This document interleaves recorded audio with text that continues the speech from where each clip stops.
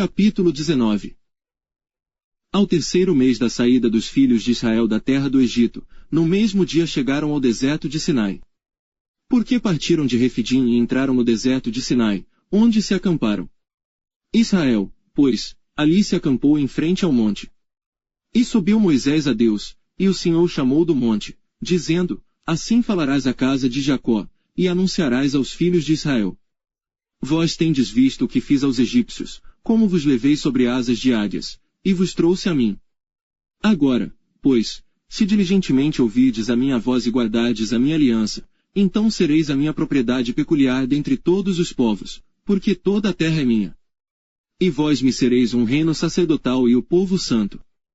Estas são as palavras que falarás aos filhos de Israel. E veio Moisés, e chamou os anciãos do povo, e expôs diante deles todas estas palavras, que o Senhor lhe tinha ordenado. Então todo o povo respondeu a uma voz, e disse: Tudo o que o Senhor tem falado, faremos. E relatou Moisés ao Senhor as palavras do povo. E disse o Senhor a Moisés: Eis que eu virei a ti numa nuvem espessa, para que o povo ouça, falando eu contigo, e para que também te creiam eternamente. Porque Moisés tinha anunciado as palavras do seu povo ao Senhor. Disse também o Senhor a Moisés: Vai ao povo, e santifica-os hoje e amanhã, e lavem eles as suas roupas.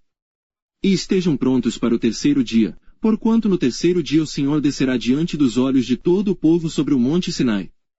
E marcarás limites ao povo em redor, dizendo: Guardai-vos, não subais ao monte, nem toqueis o seu termo, todo aquele que tocar o monte, certamente morrerá.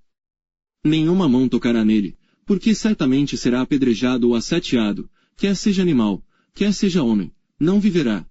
Soando a buzina longamente, então subirão ao monte.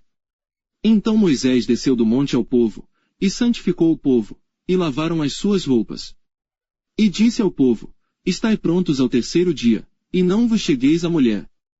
E aconteceu que, ao terceiro dia, ao amanhecer, houve trovões e relâmpagos sobre o monte, e uma espessa nuvem, e um sonido de buzina muito forte, de maneira que estremeceu todo o povo que estava no arraial. E Moisés levou o povo fora do arraial ao encontro de Deus, e puseram-se ao pé do monte. E todo o monte Sinai fumegava, porque o Senhor descera sobre ele em fogo, e a sua fumaça subiu como fumaça de uma fornalha, e todo o monte tremia grandemente. E o sonido da buzina ia crescendo cada vez mais, Moisés falava, e Deus lhe respondia em voz alta.